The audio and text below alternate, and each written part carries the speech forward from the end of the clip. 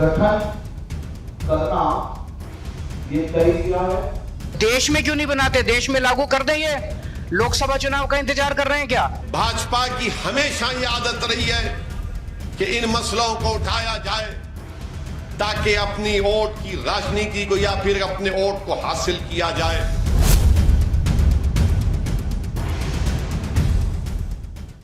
नमस्कार, मैं हूं विजय त्रिवेदी और आप देख रहे हैं हमारी खास सीरीज हेड्स एंड टेल्स। कानून की नजर में हम सब एक हैं, जाति से परे, धर्म से परे और इस बात से भी पुरुष परे हैं कि आप पुरुष हैं या महिला हैं। कानून सबके लिए एक है। एक देश एक कानून पर एक बार फिर देश की राजनीति गर्मा गई। विधानसभा चुनाव से पहले गुजरात में भारतीय जनता पार्टी ने दांव चल दिया। दरअसल बीजेपी ने अपने 2 एजेंडे तो पूरे कर लिए और अब बारी तीसरे की है, यानी राम मंदिर निर्माण। धारा 370 को खत्म करने के बाद सुई यूनिफॉर्म सिविल कोड पर आकर टिक गई है। अब उसके लिए जमीन तैयार की जा रही है। गुजरात में चुनाव से पहले भारतीय जनता पार्टी ने समान नागरिक संहिता को लेकर कमेटी गठित करने का दांव चल दिया है, तो बीजेपी के दांव पर विपक्ष आग बबूला है। कुछ लोग इसे 2024 के पहले का ट्रेलर बता रहे हैं। एक कमेटी का गठन करना ये तय किया है। देश में क्यों नहीं बनाते, देश में लागू कर दें। ये लोकसभा चुनाव का इंतजार कर रहे हैं क्या? भाजपा की हमेशा ये आदत रही है कि इन मसलों को उठाया जाए ताकि अपनी वोट की राजनीति को या फिर अपने वोट को हासिल किया जाए।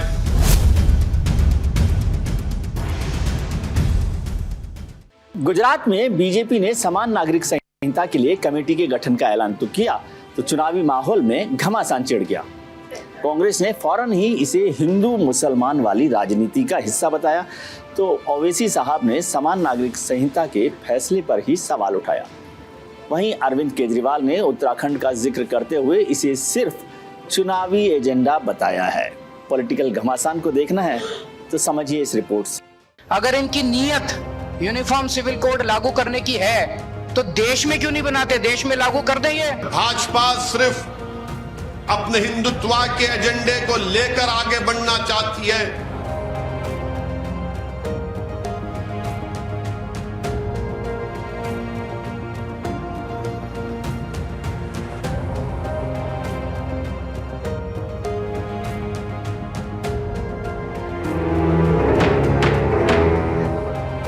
गुजरात में चुनाव तो समान नागरिक संहिता का दांव। गुजरात चुनाव की घोषणा से पहले बीजेपी ने ऐसा दांव चल दिया जिसके सामने दूसरे दलों के बड़े बड़े दावे और वादों का दम फूल सकता है।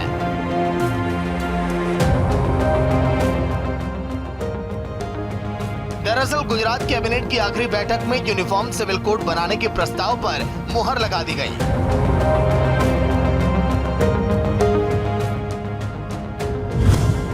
गुजरात सरकार ने यूनिफॉर्म सिविल कोड के लिए कमेटी बनाने का फैसला किया है। यह कमेटी हाई कोर्ट के रिटायर्ड जज की अध्यक्षता में बनाई जाएगी।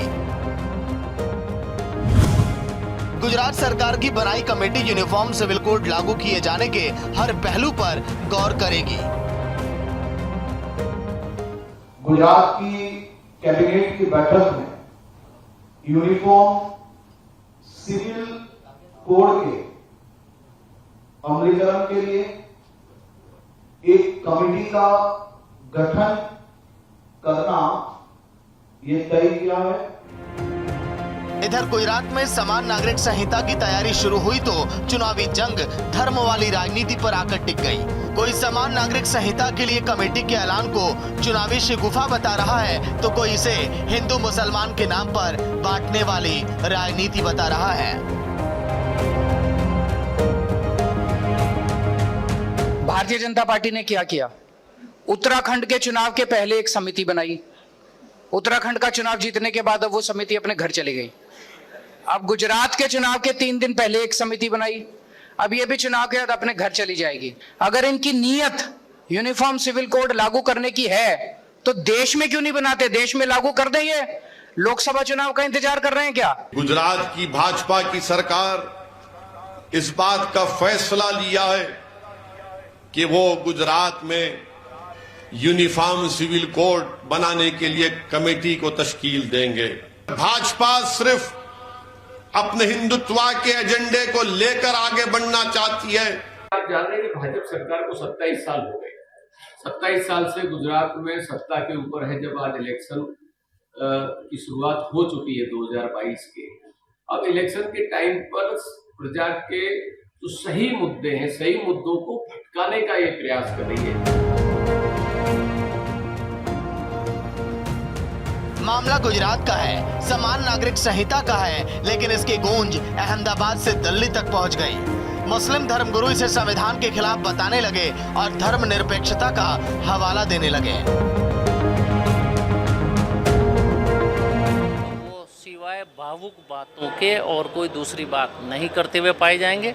उनके पास बताने और करने को कोई ऐसी चीज़ नहीं है जिससे कि पेट की आग बुझ सके, जिससे कि किसी के घर का चिराग जल सके। तो वो तो सिर्फ और सिर्फ भावुक बातें करना जानते हैं। इस तरीके का शोषा जो बार बार छोड़ा जाता है यूनिफॉर्म सिविल कोड का, कहीं ना कहीं ये हमारे मुल्क के ट्रेडिशन और मुल्क की डाइवर्सिटी के भी खिलाफ है। और पूरी दुनिया के अंदर हमारे मुल्क की जो पहचान है कि इसमें तमाम मज़हब के मानने वाले रहते हैं, और खुशी की बात यह है कि वो तमाम अपने अपने मज़हब पर पूरी आज़ादी के साथ अमल करते हैं। ये तमाम बातें वो हैं कि जो हमारे मुल्क को कहीं ना कहीं एक अलग पहचान पूरे दुनिया के अंदर बनाती हैं। इसलिए यूनिफॉर्म सिविल कोड न तो पहले मुल्क की ज़रूरत थी, न अब ज़रूरत है और न आगे ज़रूरत रहेगी।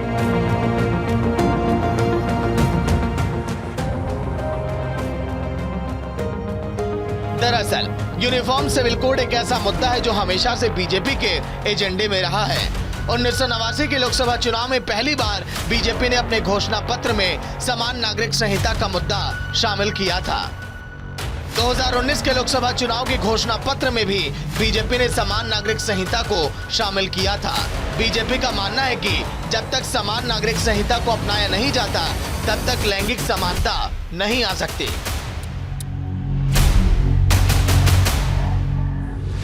अब एक के बाद एक बीजेपी शासित राज्यों में यूनिफॉर्म सिविल कोड को लेकर आगे बढ़ने के बाद पार्टी लोकसभा चुनाव में इसे एक बड़ा मुद्दा बना सकती है। बीजेपी के दो प्रमुख वादे, जम्मू कश्मीर से धारा 370 हटाना और राम मंदिर का निर्माण, पूरे हो चुके हैं। ऐसे में आगामी लोकसभा चुनाव में बीजेपी इसे बड़ा मुद्दा बना सकती है। ऐसे में सबसे पहले जान लेना बेहद जरूरी है कि आखिर यूनिफॉर्म सिविल कोड है क्या।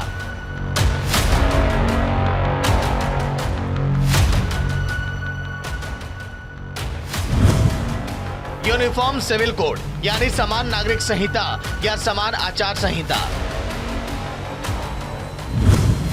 इसे लागू होने के बाद भारत में रहने वाले हर नागरिक के लिए एक समान कानून होगा, चाहे वह किसी भी धर्म या जाति का क्यों ना हो। सभी के लिए एक ही कानून लागू होगा। विवाह, तलाक, बच्चा गोद लेने और संपत्ति के बंटवारे में एक नियम लागू होंगे। अब जरा ये समझ लेते हैं कि इस कानून को लागू करने के पीछे तर्क क्या है। अलग अलग धर्मों के अलग कानून से न्यायपालिका पर बोझ पड़ता है। समान नागरिक संहिता लागू होने से इस परेशानी से निपटा जा सकता है। ऐसे में अदालतों में सालों से लंबित पड़े मामलों के फैसले जल्द होंगे। महिलाओं के अधिकारों में भी इजाफा होगा। इससे लैंगिक पक्षपात की समस्या से भी निपटा जा सकेगा और इस कानून को लागू होने से समाज के संवेदनशील वर्ग को संरक्षण मिलेगा। इसलिए इस कानून की मांग लगातार उठ रही है। अभी देश में हर धर्म के लोग इन मामलों का निपटारा अपने पर्सनल लॉ यानी निजी कानूनों के तहत करते हैं। पर यूनिफॉर्म सिविल कोड लागू होने के बाद एक देश एक कानून हो जाएगा, जिससे न्यायिक मामलों में निपटारे में अब तेजी आएगी।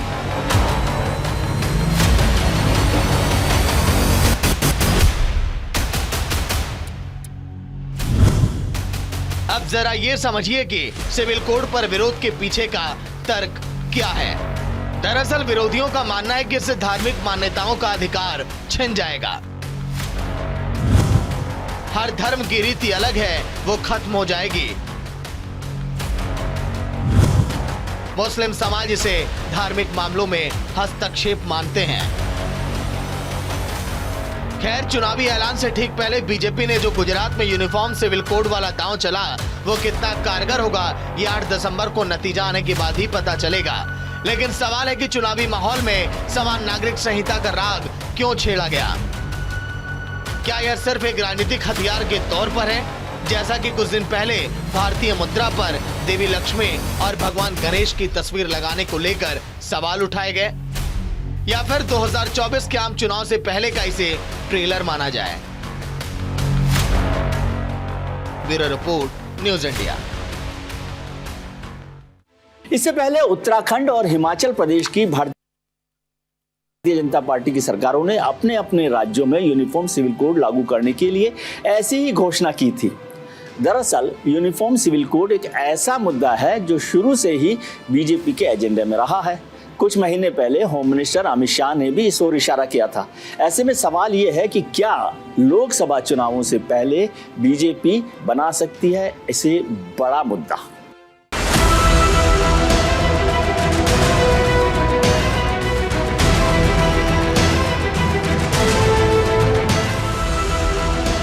समान नागरिक संहिता और राजनीति का बहुत पहले से अटूट रिश्ता है।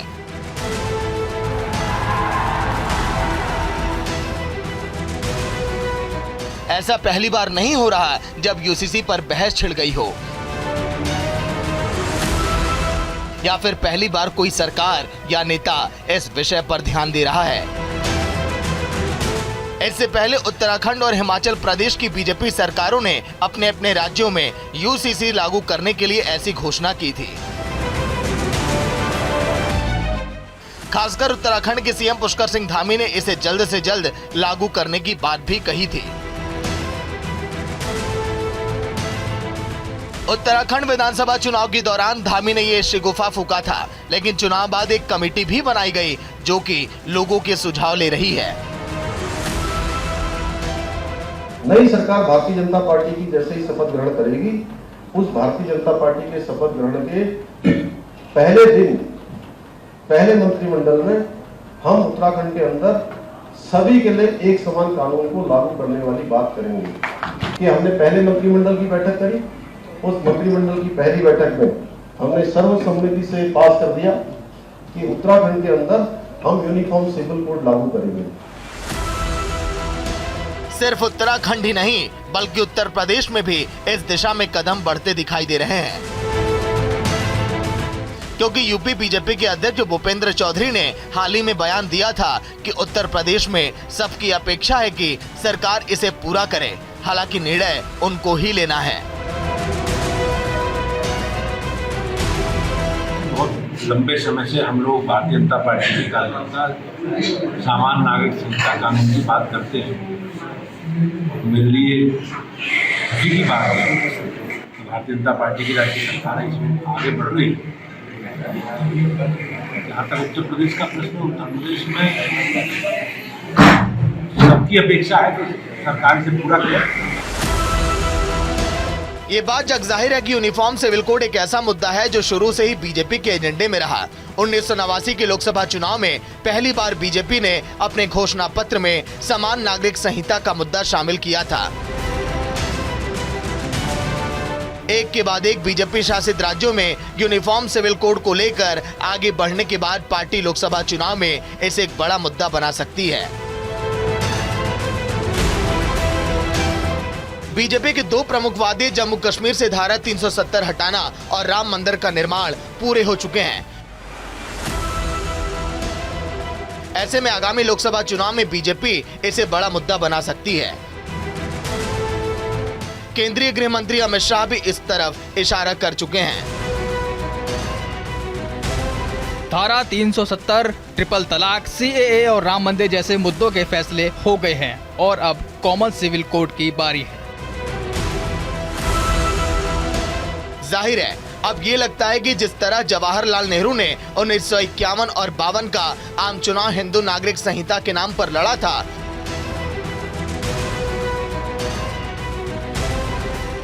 उसी तरह नरेंद्र मोदी भी एक देश एक कानून के नारे के साथ समान नागरिक संहिता के नाम पर अगला चुनाव लड़ना चाहते हैं।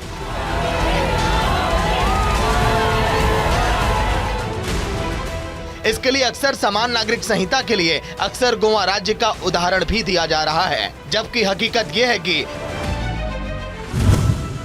यहाँ ये व्यवस्था पिछले 155 सालों से लागू है। गोवा के भारत संघ में विलय के बाद भारत की संसद ने इसे जारी रखा है। ये व्यवस्था गोवा के साथ ही दमन और दीव द्वीप समूहों में भी लागू है। बीजेपी शासित राज्यों में भले इस दिशा में कदम बढ़ रहे हों, लेकिन केंद्र की सरकार सुप्रीम कोर्ट में कुछ और ही कहती है। अभी हाल ही में सुप्रीम कोर्ट में केंद्र की सरकार ने कहा है कि यूनिफॉर्म सिविल कोड लागू करने को लेकर दाखिल जनहित याचिका विचार योग्य नहीं है। संसद को ये निर्देश जारी नहीं किया जा सकता है कि वह यूनिफॉर्म सिविल कोड संबंधित कानून बनाए।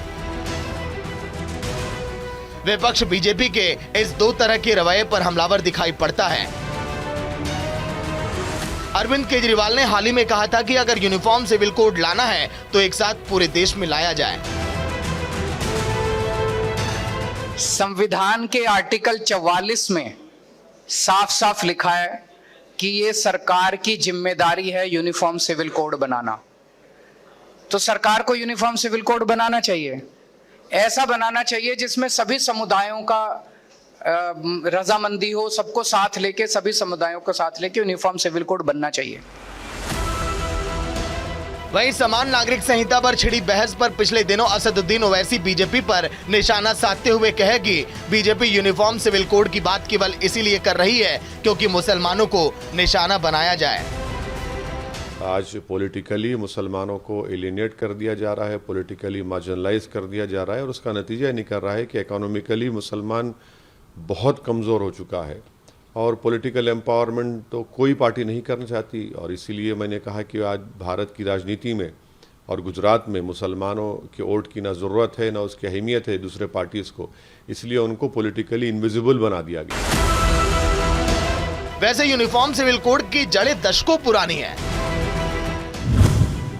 सुप्रीम कोर्ट ने 1985 में पहली बार समान नागरिक संहिता बनाने के संबंध में सुझाव दिया था, जिसके बाद से अब तक यूनिफॉर्म सिविल कोड को लेकर केवल चर्चाएं ही होती रही हैं। 2016 में मोदी सरकार ने मामले को 21वें विधि आयोग के पास भेज दिया था। दिल्ली हाई कोर्ट में भी सरकार ने कहा था कि विधि आयोग इस पर गहराई से विचार कर रहा है और विधि आयोग की रिपोर्ट के बाद केंद्र की सरकार इस मामले पर फैसला लेगी। लेकिन 3 साल से अधिक समय के बाद भी एक अध्यक्ष नियुक्त किया जाना बाकी है। दरअसल बीजेपी के चुनावी घोषणा पत्र में समान नागरिक संहिता लंबे समय से शामिल रहा है। ऐसे में अगर 2024 चुनाव में इसे मुद्दा बनाया जाएगा तो कोई हैरानी वाली बात नहीं है। साथ ही इससे पर्सनल लॉ नाम की चीज भी खत्म हो जाएगी, क्योंकि जब देश में बहुतायत मामलों में नागरिकों का एक समान कानून लागू होते हैं तो पर्सनल लॉ की जरूरत कहीं नजर नहीं आती। खैर, देखना दिलचस्प होगा कि मोदी सरकार यूनिफॉर्म सिविल कोड बिल पेश करती है या फिर चुनावी मुद्दा ही बनाती है। Bureau report, news India.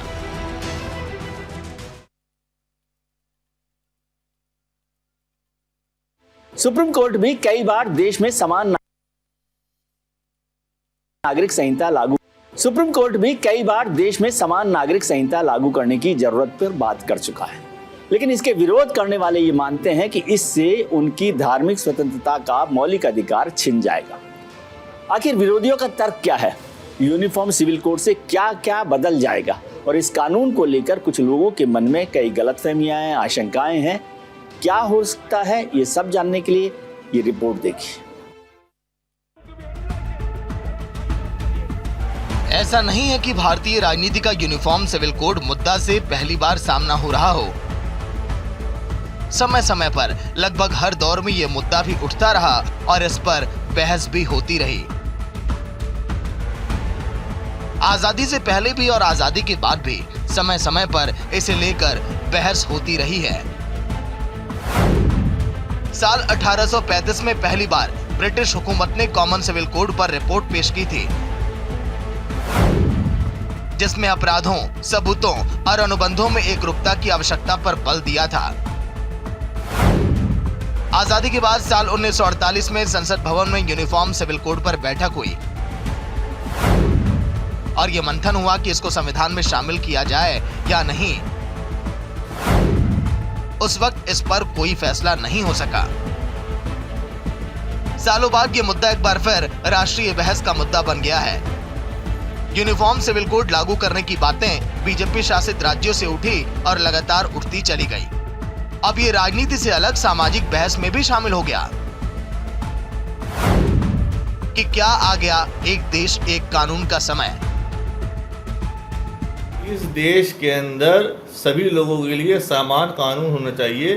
सबको एक जैसी शिक्षा मिले, सबको एक जैसे स्वास्थ्य सुविधाएं मिले, सबको ट्रांसपोर्टेशन परिवहन की एक जैसी सुविधाएं मिले, कानून व्यवस्था समान हो और किसी भी व्यक्ति को कोई सोर्स न लगाना पड़े, बिना सोर्स लगाए काम हो। इस तरह का समान कानून आ रहा है तो उसका स्वागत करना चाहिए। भारत में जाति और धर्म के आधार पर अलग अलग कानून और मैरिज एक्ट है, यानी इस समय देश में अलग अलग मामलों के लिए कानून तो हैं, लेकिन उसमें धर्म का एंगल आ जाने के कारण पर्सनल लॉ बोर्ड का भी प्रावधान है। तो आइए पहले आपको ये बताते हैं कि अभी देश में कितने कानून हैं। इस्लाम में शरिया कानून act, Hindu marriage act, Hindu उत्तराधिकार कानून, भारतीय ईसाई विवाह कानून, Parsi marriage act and divorce act. अलग अलग धर्मों के अलग अलग पर्सनल लॉ बोर्ड होने की वजह से कई बार न्यायालय के सामने मुश्किलें खड़ी हो जाती हैं। सामान्य परिस्थिति में फैसले अलग होते हैं, इसे ऐसे समझते हैं। हिंदू मैरिज एक्ट 1955 की धारा 5 के मुताबिक हिंदू पति पत्नी में से एक के भी रहते दूसरी शादी नहीं कर सकते। सेक्शन 11 के हिसाब से ऐसी शादी गैर कानूनी मानी जाएगी। आईपीसी की धारा 494 के मुताबिक ऐसी शादी आपराधिक मामला है, लेकिन इसी मामले में मुस्लिम पर्सनल लॉ बोर्ड के हिसाब से एक के रहते दूसरी शादी जायज है। धर्म के हिसाब से शादीशुदा मर्द की दूसरी शादी आपराधिक नहीं है। समान नागरिक संहिता की बहस अक्सर भारतीयता के आदर्शों में आकर फंस जाती है। एक तर्क कहता है कि अनेकता में एकता का नारा जब देश का संस्कार है तो एक कानून क्यों नहीं हो सकता। दूसरा तर्क कहता है कि विविधताओं वाले देश की खूबसूरती का एक सामान कानून से बिगड़ती है। एक देश एक कानून, मुझे लगता है कि यह न्यायोचित है और इस समय देश की आवश्यकता इसकी है और देश को स्वीकार करना चाहिए। जो कुछ ऐसे कट्टरपंथी लोग हैं जो इनका विरोध कर रहे हैं, मुझे लगता है उन्हें विरोध नहीं करना चाहिए। और आदरणीय प्रधानमंत्री नरेंद्र मोदी जी का यह अभियान है कि एक देश एक कानून, तो इसके लिए हम सहर्ष स्वीकार हैं और यह परंपरा, यह कानून देश में समाज में आनी चाहिए। भारतीय जनता पार्टी को आज इस बात की जरूरत है सोचने की, उनकी सरकार को इस बात की जरूरत है सोचने की कि इस देश का नौजवान बेरोजगारी की वजह से आत्मदाह न करे। इस देश की आवाम को महंगाई से कैसे निजात मिले, इस पर भारतीय जनता पार्टी को सरकार को काम करने की आवश्यकता थी। लेकिन भारतीय जनता पार्टी हमेशा इस फिराक में रहती है कैसे इस देश के नौजवानों को गुमराह किया जाए। यूनिफॉर्म सिविल कोड को लेकर कुछ लोगों के मन में कई गलतफहमियां भी हैं। तो आइए उन गलतफहमियों का सच झूठ क्या है ये भी जान लेते हैं।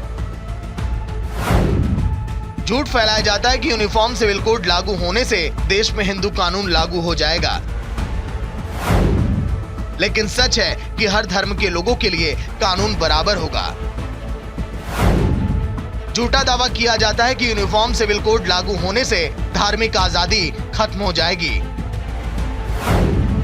लेकिन सच ये है कि लोगों की धार्मिक स्वतंत्रता बाधित नहीं होगी। कॉमन सिविल कोड बिल को लेकर भारत में भले ही बहस छिड़ी हो, लेकिन कई देश ऐसे हैं जहां ये कानून पहले से लागू है। तो आइए आपको बताते हैं कि कौन कौन सा वो देश है जहां कॉमन सिविल कोड लागू है। फ्रांस में लागू है कॉमन सिविल कोड।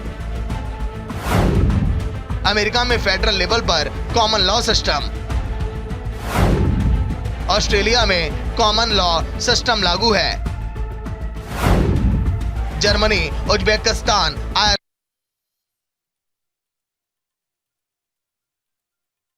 इस खास कार्यक्रम में आज के लिए बस इतना ही। अगले हफ्ते मिलते हैं किसी नए मुद्दे के साथ। तब तक के लिए नमस्कार। एक कमेटी का गठन करना ये तय किया है। देश में क्यों नहीं बनाते? देश में लागू कर दें। ये लोकसभा चुनाव का इंतजार कर रहे हैं क्या? भाजपा की हमेशा ये आदत रही है